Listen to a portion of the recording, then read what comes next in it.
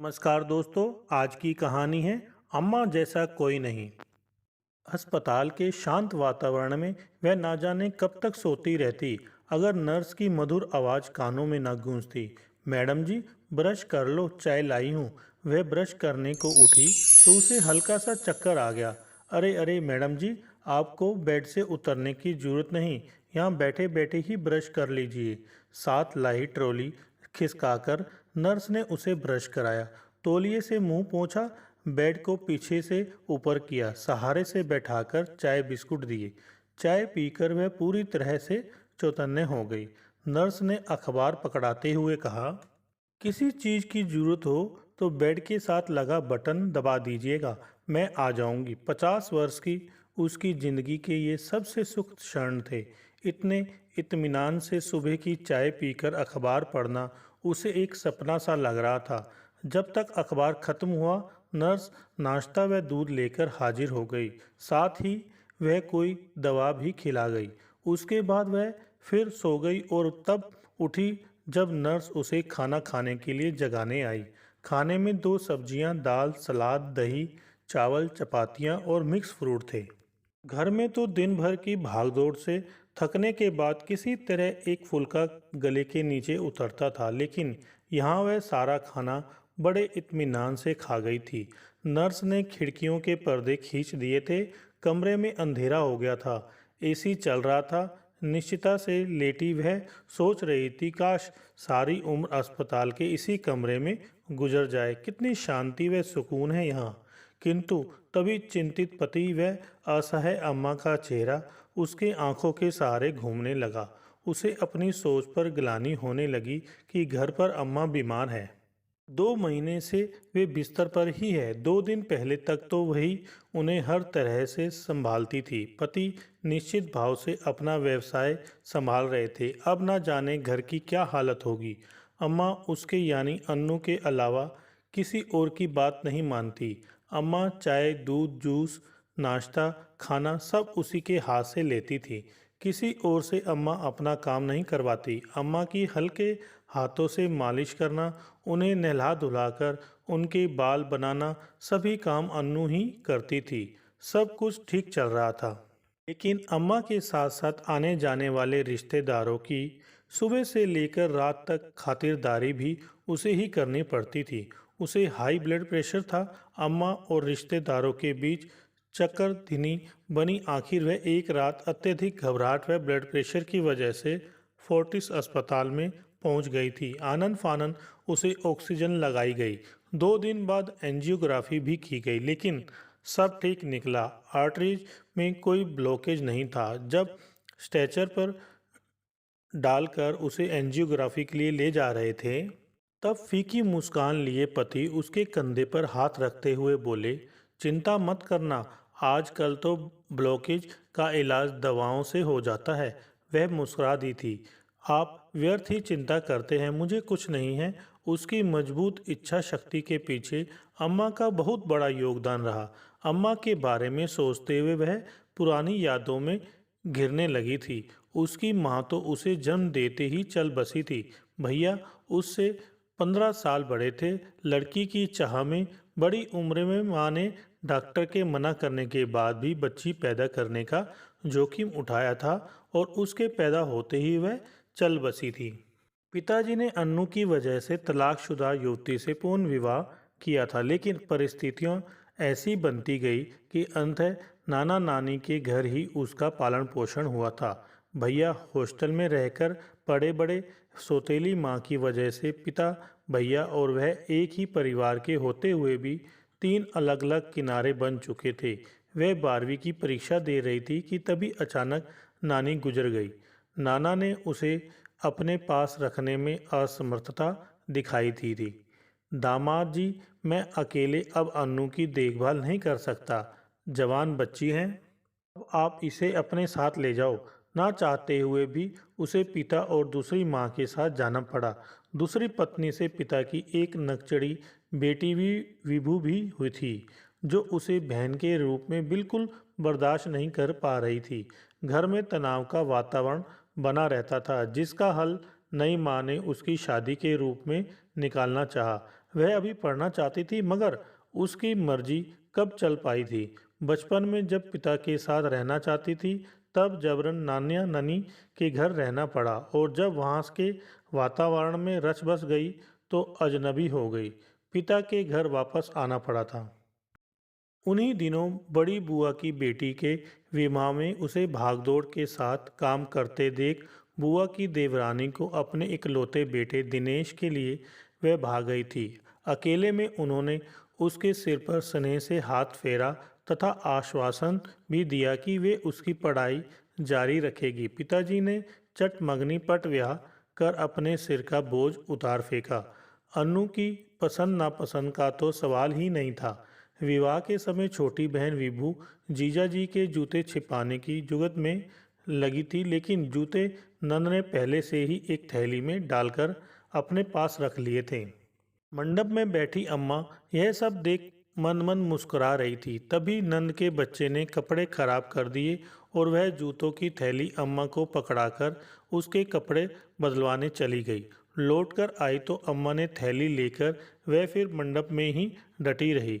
विवाह संपन्न होने के बाद जब विभू ने जीजा जी के जूते छिपाई का नेक मांगा तो नंद झट से बोल पड़ी, जूते तो हमारे पास है, नेक किस बात का। इसी के साथ उन्होंने थैली खोलकर झाड़ दी। लेकिन यह क्या, उसमें तो जूतों की जगह चप्पलें थी और वे भी अम्मा की। यह दृश्य देखकर नंद रानी भौचक्की रह गई। उन्होंने शिकायती नज़रों से अपनी अम्मा की ओर देखा तो अम्मा ने शरारती मुस्कान के साथ कंधे उचका दिए। यह सब कैसे हुआ मुझे नहीं पता, लेकिन बेटा नेक तो अब देना ही पड़ेगा। तब विभू ने इटलाते हुए जूते पेश किए और जीजा जी से नेक का लिफाफा लिया। इतनी प्यारी सास पाकर अन्नू के साथ साथ वहाँ उपस्थित सभी लोग भी हैरान हो उठे थे। ससुराल पहुँचते ही अन्नू का जोर शोर से स्वागत हुआ, लेकिन उसी रात उसके ससुर को अस्थमा का दौरा पड़ा। उन्हें अस्पताल में भर्ती करवाना पड़ा। रिश्तेदार फुसफुसाने लगे कि बहू के कदम पड़ते ही ससुर को अस्पताल में भर्ती होना पड़ा।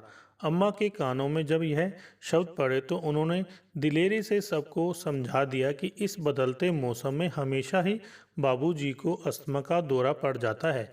अक्सर उन्हें अस्पताल में भर्ती कराना पड़ता है। बहू के घर आने से इसका कोई सरोकार नहीं है। अम्मा की इस जवाबदेही पर अन्नू उनकी कायल हो गई। विवाह के 2 दिन बाद बाबूजी अस्पताल से ठीक होकर घर आ गए थे और बहू ने मीठा बनवाने की रस्म के तहत अन्नू से खीर बनवाई थी। खीर को नंद ने चखा तो एकदम चिल्ला दी, यह क्या भाभी, आप तो खीर में मीठा डालना ही भूल गई। इससे पहले की बात सभी रिश्तेदारों में फैलती, अम्मा ने खीर चखी और नंद को प्यार से झिड़कते हुए कहा, बिट्टो तुझे तो मीठा ज़्यादा खाने की बीमारी हो गई है, खीर में तो बिल्कुल सही मीठा डाला है। नंद को बाहर भेज अम्मा ने तुरंत खीर में चीनी डालकर उसे आंच पर चढ़ा दिया। सास के इस अपनेपन व समझदारी को देखकर अन्नू की आंखें नम हो आई थी। किसी को कानो कान खबर न हो पाई थी। अम्मा ने खीर की तारीफ में इतने पुल बांधे कि सभी रिश्तेदार भी अन्नू की तारीफ करने लगे थे। विवाह को 2 माह ही बीते थे कि साथ रहने वाले पति के ताऊजी हृदयघात से चल बसे। उनके अफसोस में शामिल होने आई मेरी माँ फुसफुसा रही थी, इसके पैदा होते ही इसकी माँ चल बसी, यहाँ आते ही 2 माह में ताऊजी चल बसे, बड़ी अभागिन है ये। तब अम्मा ने चंडी का सा रूप धर लिया था। खबरदार समधन जी, मेरी बहू के लिए इस तरह की बातें की तो आप पढ़ी लिखी होकर किसी के जाने का दोष एक निर्दोष पर लगा रही हैं। भाई साहब हृदय रोग से पीड़ित थे, वे अपने स्वाभाविक मौत मरे थे। एक माँ होकर अपनी बेटी के लिए ऐसा कहना आपको शोभा नहीं देता। दूसरी माँ ने झगड़े की जो चिंगारी हमारे आंगन में गिरानी चाहिए थी, वह अम्मा की वजह से बारूद बनकर माँ पिताजी के रिश्तों में फटी थी। पहली बार पिताजी ने माँ को आड़े हाथों लिया था। अम्मा के इसी तरह के स्पष्ट व निष्पक्ष विचार अन्नू के व्यक्तित्व का हिस्सा बनने लगे। ऐसी कई बातें थी जिनकी वजह से अम्मा और उसका रिश्ता स्नेह प्रेम के अटूट बंधन में बंध गया। एक बहू को बेटी की तरह कॉलेज में भेजकर पढ़ाई कराना और क्या क्या नहीं किया उन्होंने। कभी लगा ही नहीं कि अम्मा ने उसे जन्म नहीं दिया या कि वे उसकी सास है। एक के बाद दूसरी पोती होने पर भी अम्मा के चेहरे पर शिकन नहीं आई। धूमधाम से दोनों पोतियों के नामकरण किए। वह सभी नाते रिश्तेदार को जबरन नेक दिए। बाद में दोनों बेटियां उच्च शिक्षा के लिए बाहर चली गई थी। अम्मा हर सुख दुख में छाया की तरह अन्नू के साथ रही। बाबूजी के गुजर जाने से अम्मा कुछ विचलित जरूर हुई थी, लेकिन जल्द ही उन्होंने अपने को संभालकर सबको खुश रहने की सलाह दे डाली थी। तब रिश्तेदार आपस में कह रहे थे, अब अम्मा ज़्यादा नहीं जिएगी। हमने देखा है वृद्धावस्था में पति पत्नी में से एक जना पहले चला जाए तो दूसरा ज़्यादा दिन नहीं जी पाता। सुनकर अन्नू सहम गई थी, लेकिन अम्मा ने दोनों पोतियों के साथ मिलजुल कर अपने घर में ही सुकून ढूंढ लिया था। बाबूजी को गुजरे 10 साल बीत चुके थे। अम्मा बिल्कुल स्वस्थ थी। एक दिन गुसल खाने में नहाती अम्मा का पैर फिसल गया और उनके पैरों में गहरे नील पड़ गए। जिंदगी में पहली बार अम्मा को इतना असहाय पाया था। दिन भर इधर उधर घूमने वाली अम्मा 24 घंटे बिस्तर पर लेटने को मजबूर हो गई थी। अम्मा को सांत्वना देती अन्नू ने कहा, अम्मा चिंता मत करो, थोड़े दिनों में ठीक हो जाओगी। यह शुक्र करो कि कोई हड्डी नहीं टूटी। अम्मा ने सहमति में सिर हिलाकर उसे सख्ती से कहा था, बेटी मेरी बीमारी की खबर कहीं मत करना। व्यर्थ ही दुनिया भर के रिश्तेदारों मिलने वालों का आना जाना शुरू हो जाएगा। तू खुद हाई ब्लड प्रेशर की मरीज है, सबको संभालना तेरे लिए मुश्किल हो जाएगा। अम्मा की बात मान उसने व दिनेश ने किसी रिश्तेदार को अम्मा के बारे में नहीं बताया, लेकिन एक दिन दूर के एक रिश्तेदार के घर आने पर उनके द्वारा बढ़ा चढ़ाकर अम्मा की बीमारी सभी जानकारों में ऐसी फैली कि आने जाने वालों का तांता सा लग गया। फलस्वरूप मेरा ध्यान अम्मा से ज़्यादा रिश्तेदारों के चाय नाश्ते व खाने पर जा अटका। सभी बिना मांगी मुफ्त की रोग निवारण राय देते तो कभी अलग अलग डॉक्टर से इलाज कराने के सुझाव देते। साथ ही अम्मा के लिए नर्स रखने का सुझाव देते हुए कुछ जुमले उछालने लगे। मसलन, अरे तू क्यों मुसीबत मोल लेती है, किसी नर्स को इनकी सेवा के लिए रख ले। तूने क्या जिंदगी भर का ठेका ले रखा है? फिर तेरा ब्लड प्रेशर इतना बड़ा रहता है, अब इनकी कितनी उम्र है, नर्स संभाल लेगी।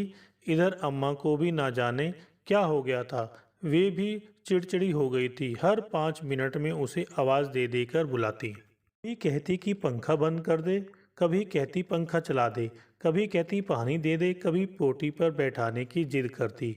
अक्सर कहती कि मैं मर जाना चाहती हूँ। अन्नू हैरान रह जाती।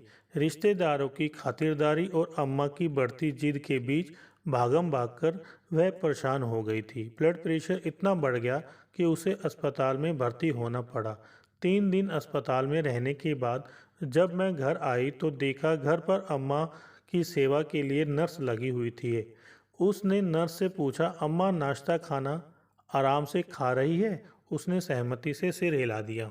दोपहर को उसने देखा कि अम्मा को परोसा गया खाना रसोई के डस्टबिन में पड़ा हुआ था। नर्स से पूछा कि अम्मा ने खाना खाया लिया है, तो उसने स्वीकृति में सिर हिला दिया।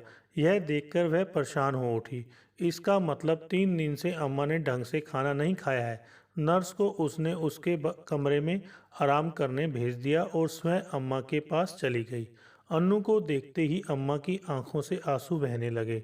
अवरुद्ध कंठ से वे बोली, अन्नू बेटी, अगर मुझे नर्स के भरोसे छोड़ देगी तो रिश्तेदारों की कहीं बातें सच हो जाएंगी। मैं जल्द ही इस दुनिया से विदा हो जाऊंगी। वैसे ही सब रिश्तेदार कहते कि अब मैं ज़्यादा दिन नहीं जीऊँगी। 3 दिन में ही अम्मा की अस्त व्यस्त हालत देखकर अन्नू बेचैन हो उठी। क्या कह रही हो अम्मा? आपसे किसने कहा है आप अभी खूब जियोगी? अभी दोनों बच्चों की शादी करनी है। अम्मा बड़बड़ाई, क्या बताऊं बेटी, तेरे अस्पताल जाने के बाद आने जाने वालों की सलाह व बातें सुनकर इतनी परेशान हो गई हूँ कि जिंदगी सच में एक बोझ सी लगने लगी है। यह सब मेरी दी गई सलाह ना मानने का नतीजा है। अब फिर से तुझसे वही कहती हूँ, ध्यान से सुन। माँ की बात सुनकर अन्नू ने उनके सिर पर स्नेह सा हाथ फिराते हुए कहा, अम्मा आप बिल्कुल चिंता ना करो। आपकी सलाह मानकर अब मैं अपना व आपका ख्याल रखूंगी। उसके बाद अम्मा की दी गई सलाह पर अन्नू के पति ने रिश्तेदारों को समझा दिया कि डॉक्टर ने अम्मा व अन्नू दोनों को ही पूर्ण आराम की सलाह दी है, इसलिए वे लोग बार बार यहाँ आकर ज़्यादा परेशानी व ना उठाएं। साथ ही झूठी नर्स को भी निकाल बाहर किया। इसका बुरा पक्ष यह रहा कि जो रिश्तेदार दिनेश व अनु से सहानुभूति रखते थे, अम्मा के लिए नर्स रखने की सलाह दिया करते थे, अब दिनेश को भला बुरा कहने लगे। कैसा बेटा है, बीमार माँ के लिए नर्स तक नहीं रखी, हमारे आने जाने पर भी रोक लगा दी। लेकिन इस सब का उजला पक्ष यह रहा कि 2 महीने में भी अम्मा बिल्कुल ठीक हो गई और अन्नू का ब्लड प्रेशर भी छूमंतर हो गया। इस उम्र में भी आखिर अम्मा की सलाह ही फायदेमंद साबित हुई थी। अन्नू सोच रही थी, सब मेरी अम्मा जैसा कोई नहीं। हेलो दोस्तों, अगर आपको हमारी ये वीडियो अच्छी लगी हो तो लाइक करें, शेयर करें और कमेंट्स करके बताएं कि हमारी ये वीडियो आपको कैसी लगी। साथ में चैनल को सब्सक्राइब करके बेल आइकन जरूर दबाएं।